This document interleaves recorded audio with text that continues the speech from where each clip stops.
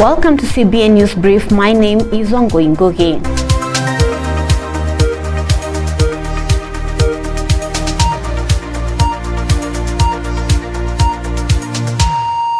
Somaliland Ministry of Education announced that a controversial education sector policy came to force. The regulation was recently criticized by the House of Elders Committee as violations of education bill that was passed by the parliament. The Director General of the ministry, Mr. Ahmed Aboko Mohammed, said the regulation has come to fore and called on the private education sector to comply with it. He urged anyone with objections to voice their protests through official channels. The education sector regulation was at the heart of the controversy between the ministry and the private schools in the country. Both chambers of parliament have tried to bring the sides to an agreement, but in vain. However, on October 7th, a committee of the House of Elders issued their report and refuted the regulation as unconstitutional. The Director General of the Ministry of Education, on the other hand, announced that a salary raise is planned for the public school teachers for the second year in a row. Somaliland's main opposition party, Wadani, withheld the nomination of its member to the Electoral Commission and informed the president in a letter. The chairman of the party, Abdirahman Mohamed Abdullahi, said the party will withhold the nomination until the government rectifies the violations of the nomination process and the agreement of the political parties brokered by the international community. Abdirahman Iro, speaking to CBA on Sunday, he said the party objects the members nominated by President Musa Bihi because it is a violation of the electoral law and the agreement of the political parties. Wadani alleges the members nominated by the president to the independent electoral body include people affiliated with political parties. The party also objects the renomination of Khaltoon Sheikh, who is a member of the current Electoral Commission. Wadani chairman Abdirahman Iro reported that he'd met with international community representatives on Saturday and will continue to have meetings with them. President Musa Bihi's controversial nominees for the electoral body are Khaltoon Sheikh Hassan Abdi and Abdirashid Muhammad Ali.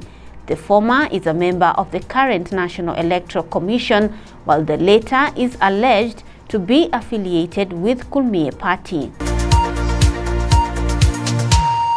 The government of Germany has announced the provision of $3.0 million to the federal government of Somalia. The German Federal Foreign Office said the support is aimed at strengthening the upcoming election process in the country, which is scheduled for 2021. A press statement from the German embassy in Somalia confirmed its financial support to Somalia's electoral process. Berlin said it strongly believes in a peaceful democratic process that will considerably strengthen the legitimacy of incoming government, which will be an important step forward in Somalia's state-building process. A press statement from the German embassy in Somalia said meaningful political participation of every Somali citizen will be instrumental to increase social cohesion and long-term stability in the country. It called upon Somali political leaders to reach consensus on an electoral model and legislation that will ensure timely and credible universal suffrage elections in 2020-2021. It's been 50 years since Somalia last conducted a one-person, one-vote election. With the support of the African Union, the Electoral Commission is hoping for polls in 2020. The International Monetary Fund Managing Director Kristalina Georgieva said on Saturday that she supports Somalia's efforts to achieve the debt relief through the Global Lenders High Indebted Poor Country program. Somalia has about $4.7 billion in external debt. During a meeting with Prime Minister Hassan Kaire in Washington, Kristalina Georgieva assured the Prime Minister of IMF's full support for Somalia's efforts to secure debt relief, including working with the membership of the fund to secure the financial resources necessary to clear arrears to the IMF and cover the costs of debt relief. During the meeting, Hassan Kaire reiterated the government's strong commitment to reforms under the current staff monitored program and stressed its completion of the 9th National Development Plan. IMF officials this week said work on Somalia's debt relief effort is progressing well, but have given no specific timetable. Kenya's security officers said they have launched a major manhunt for Al-Shabaab militants behind the recent murder of 11 police officers near the border with Somalia. The Kenyan police said Abdullahi Banati led a team of militants that planted improvised explosive devices that killed paramilitary police officers from Harhar camp on 12th October. A statement from the police stated investigations into the incident indicate that Banati is the commander of a team of militants operating along the border and masterminding nuisance attacks against security agencies and the members of the public in Kenya. The police officers lost their lives at the Go on the road between Liboi and Damajale, close to the Kenya-Somalia border, as they were conducting a routine security patrol.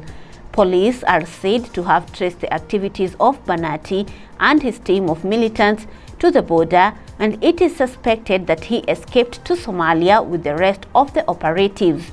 The police also said that Banati planned the attack with the help of operatives within the Dadaab refugee complex. Kenya Police has called on the members of the public with information on Abdullahi Banati to come forward and report in order to assist in investigations into the terror network in Garissa, northern Kenya. Puntland state of Somalia has suspended efforts to open offices in several constituencies in the state by federal lawmakers and ministers.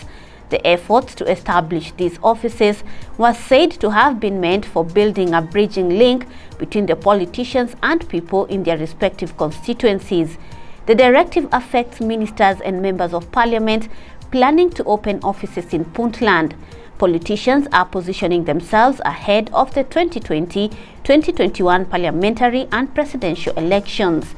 In a letter directed to security agencies by Puntland Ministry for Interior, it said that it will not allow the politicians to have offices in the state until a broad-based consensus on the electoral process is agreed by the federal government and its member regional states. The directive has been opposed by Senator Mahmoud Mashrooq.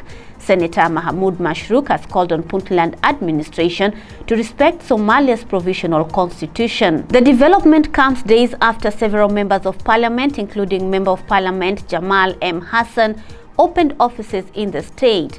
Jamal, who is also the Minister for Planning and International Cooperation, last Saturday opened office for constituency relations and services in Dahar district.